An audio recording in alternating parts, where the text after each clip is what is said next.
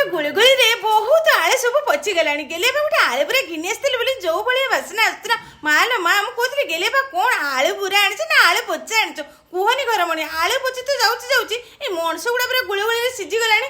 ଆଡେ ଦେଖିଲା ବେଳକୁ ଡେରି ନ କରିକି ମୁଁ ଆଳୁ ଗୁଡା ଧୋଇବା ପାଇଁ ଲାଗିଗଲି। ଆଉ ସେପଟେ ଆଳୁ ଗୁଡା ଧୋଇଲା ବେଳକୁ ମେଞ୍ଚେ ପଚା ହାତରେ ଲାଗି ଯାଉଥାଏ। ଆଉ ଡେରି ନ କରିକି ସବୁ ବାଛିବା ପାଇଁ ମତେ ପଡିଥାଏ। ବାଛିକି ଧୋଇଲା ବେଳକୁ ସାଡେ ଦେଖିଲା ବେଳକୁ ଏପଟେ ଗେଲିଆ ପାସି ଗଛକୁ ଚଢିଗଲେଣି। ମୁଁ କଣ ସକାଳୁ ସକାଳୁ তুমি ଗଛକୁ ଏମିତି ଚଲାନି ନା, ଜଲ୍ଦି ଆସ ଘରମଣି, ଧାଇଁ ଆସ।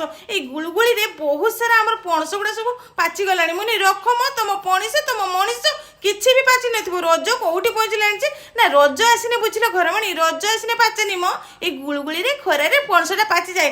ଆଜି ମୁଁ ପଣସରେ ଉଠିମି, ତମେ ଖାଲି ଦେଖିବ ରହିତ। ମୁଁ କହିଥିଲି ଏମିତି କୁହନି ଗେଲିଆ ପାଗ, ତମର ପେଟ କାଟିବ, ପେଟ କାଟିନେ ସ୍ତ୍ରୀର ମଜା ନବ। ଆଉ ଏଇ କଥା ଗେଲିଆ ପାଗ ସହିତ ସାଡୁ ହେଲା ବେଳକୁ ମୁଁ କାଠ ଆଣିଲା ବେଳକୁ ଗେଲି ଯାଇକି ଦୋକାନରେ ଯାଇକି ମ୍ୟାଗି କିଣି ଆସିଲାଣି। ମୁଁ କଣ ସକାଳୁ ସକାଳୁ ତତେ ଗୁଟା ଖୋଜୁଥିଲି, କୁଆଡେ ଯାଇଥିଲୁ ନା? ମା କୁହନି, ତମେ ଜାଣିଛ ଗେଲି ଝିଅ ପେଟରେ ମୂଷା ଧୂଳିରେ କେମିତି ଟପକ ଟପକ ହୁଏ। ଜଲ୍ଦି ଯାଅ, ମୋ ନାଇଁ ସ୍ପେଶାଲ ମ୍ୟାଗି କରିଦିଅ। ଆପଣ ମାନେ ସାଙ୍ଗମାନେ କହିଲେ ଗେଲି ଝିଅ ଏମିତି ବଦମାସି ହେନେ ଜୋହରି ହେଲେ ମୁଁ କଣ କରିମି? ଆଉ ଯୋଉ ଭଳିଆ ବଦମାସି ହଉଥିଲା ଗେଲି ଝିଅ, ଯାଇକି ମୋ ଉପରେ ନାଉ ଡେଇକି କାଖଟେ ବି ହେଇ ପଡିଥିଲା। ଆଉ ମୁଁ ଡେରି ନ କରିକି ଗେଲି ଝିଅକୁ ନାଉ କାଖ ଏମିତି ବଦମାସି କଥା ବନ୍ଦ କଲା ବେଳକୁ ଗେଲିଆ ପାଶା ଡାକୁଛନ୍ତି, ବୁଝିଲ ଘର ମାନେ ଜଲ୍ଦି ଆସ, ଏଇ ଗରମ ଗୁଳିଗୁଳିରେ ମାଛ ଧରାରେ ମଜା ନା। ମୁଁ କହିଲି ରକମ ତମ ଭାକୁର ମାଛ, ତମ ରୋହି ମାଛ କିଛି ବି ଆଜି ଧରା ହେଇପାରିବନି। ଆପଣ ମାନେ ଦେଖିପାରିବେ। ଆଜି ଲଙ୍ଗ ଭିଡିଓ ଅଛି, ରହିଲି, ଜୟ ଜଗନ୍ନାଥ।